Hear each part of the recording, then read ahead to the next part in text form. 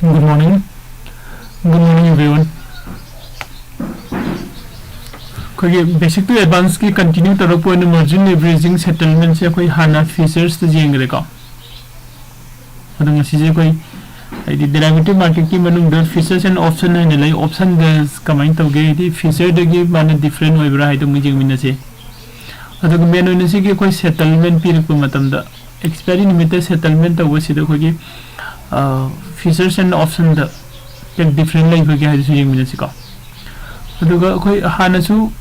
मुमान class में तो अगर मार्जिन ऐसे करी नो अदुगा लीवरेजिंग ऐसे करी नो का कोई derivative market and equity market equity देखिए डेरिवेटिव से डेराइव तो थोड़ा का डेरिवेटिव मार्केट सेम बने हैं ना कोई मुमान नहीं नगरे सेम करने से कोई तंग रिपीट तो रम से हैंड अंडरस्टैंड तो उन्होंने ओके फर्स्ट ना कोई करने तो संग से कोई सीधा Zerodha account का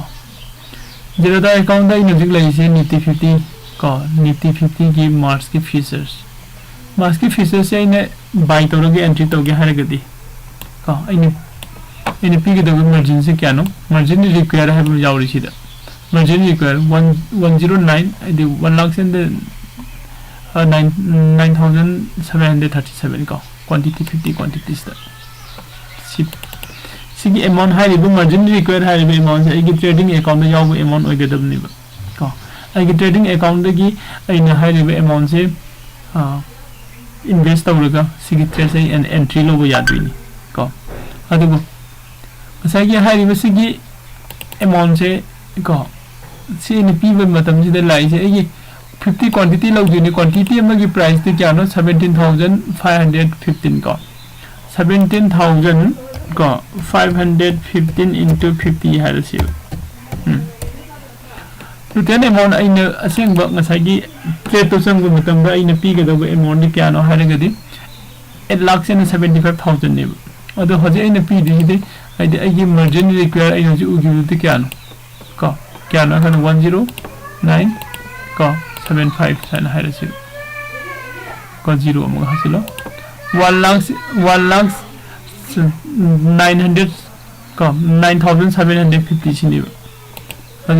रिमेनिंग 7 लाख से 66,000 से सीधी कनाना पी दिनु का सीधी अमाउंट से कोई लिवरेज तो भी रखने कनाना ब्रोकर ने लिवरेज तो भी अमाउंट से सीसे कोई लिवरेजिंग है ना साइज सीधा इन्हें करना माहिर से लिवरेजिंग का मार्जिन है अखोई पॉकेट की पी पुथोक्तब यादव अमाउंट ने अदुगा ngसाई अहेनबा ngसाई 6 लाख हेन यावरइरो अदुदन लिवरेज ने ब्रोकर ने कोई दे लिवरेज तबिरकपनि को हाइबसी की अमाउंट सिगी लिवरेज तबिसे होजिसि कोई फीचर द फंगिबा कोई मैम से जेंगमिनरि सि फीचर द फंगे फीचर्स द सेल तौरे खलसि सेल से खर चावल को याई को अदु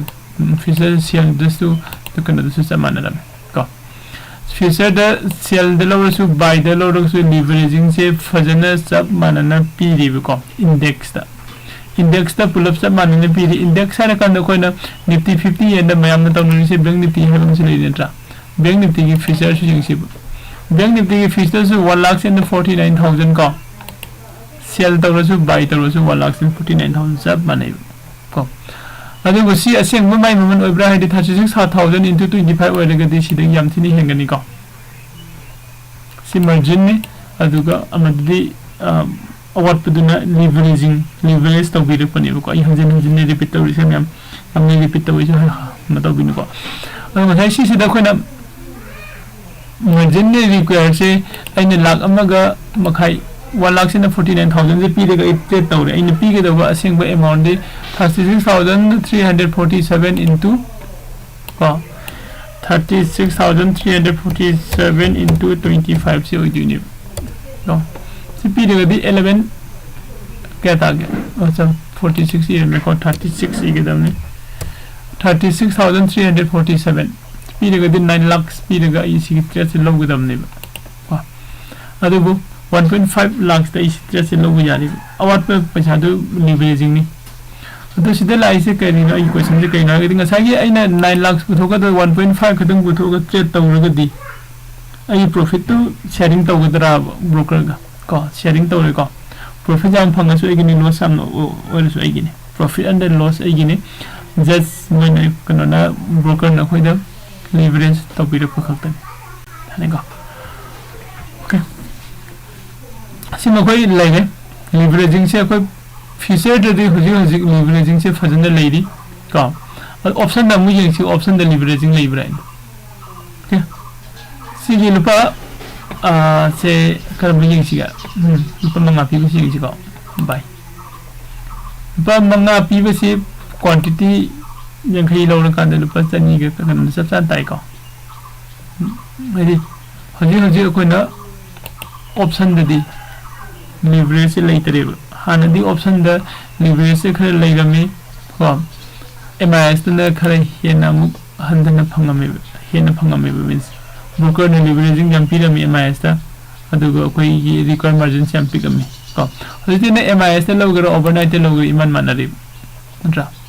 MIS logo overnight logo gi khena bu sumyam na khangi duni MIS logo gadi nasi agi in logo go tre to luisalam gado bani overnight logo gadi agi expiry date du thamba yagani bu hold tawro position ta ko si sing sim leide okay next da koi ni jeng ya isa kadai dano stock da de koi leveraging lever hadi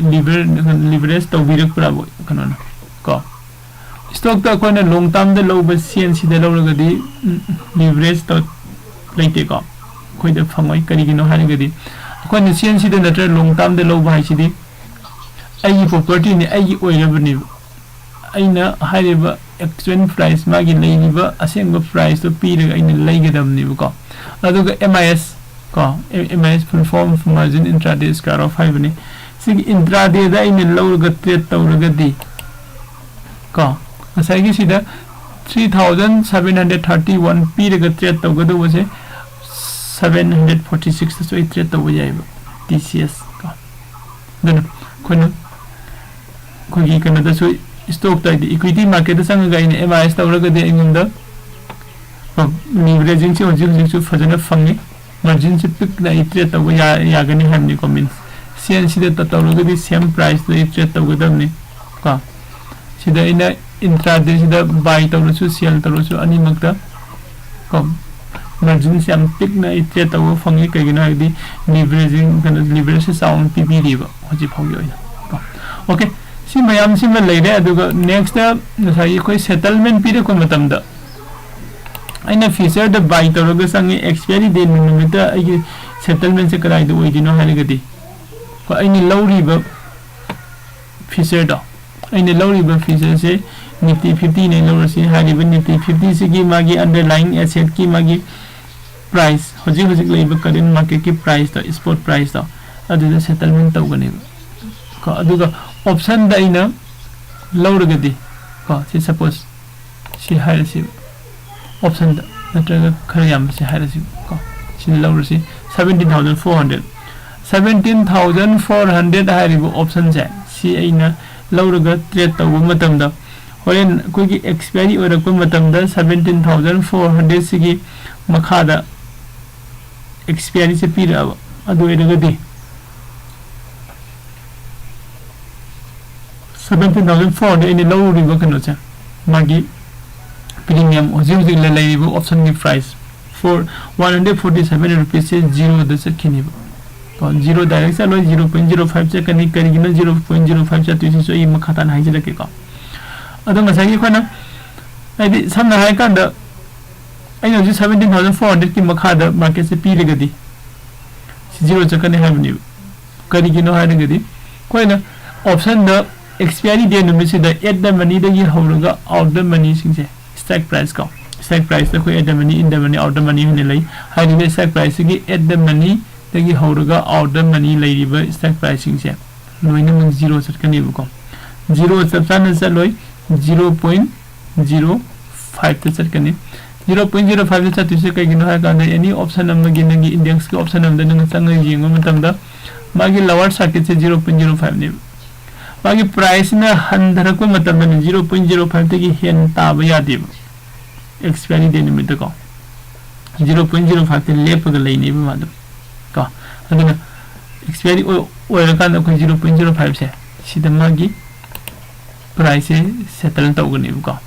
adu dikhe nei se kaino features lo option lo buga akhona features lo budadi price to kidome settlement do underlying asset ki magi price to the settlement awe haire expiry date da aduga option dadi settlement kada de piba masagi kana do magi lower circuit te lay the price da pi ko sigi difference ne si fajana khangin si mem ko aduga sigi side solution ge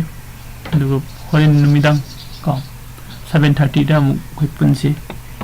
aduga hayeng deng de koi regular class amu kano da google meet to ina fajana class e horani ko okay asinja